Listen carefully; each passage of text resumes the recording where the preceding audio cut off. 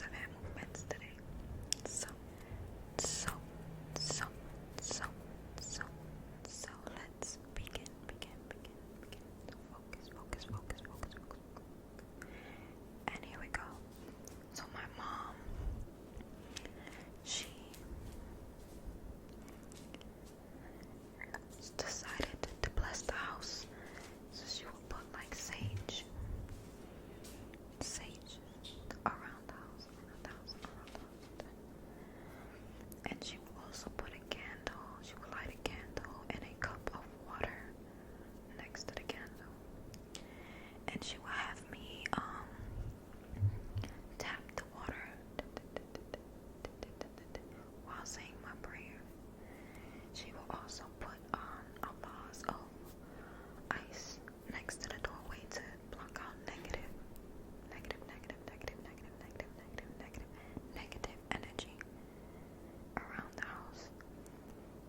And also a baño.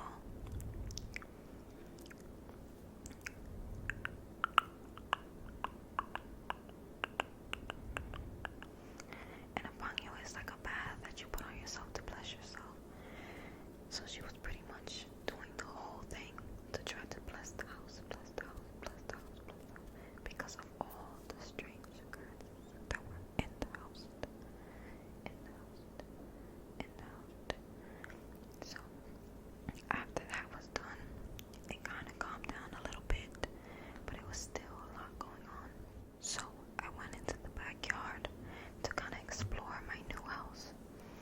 And as I was going in the backyard, I saw a tombstone that was right in between my house and the neighbor's house, like literally on the line. And I was kind of freaked out by it. It is like an 1800s tombstone, but we didn't mess with it. And I just saw it. I told my mom about it. So somebody was buried in the backyard of my house and the neighbor's house. So we didn't touch it. But the neighbors, I guess, took it in their own hands and decided to remove the tombstone, which I thought was a bit disrespectful.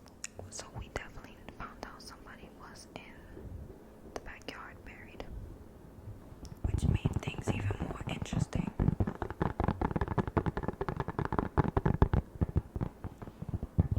After we found that out, it started to make sense that there were ghosts in the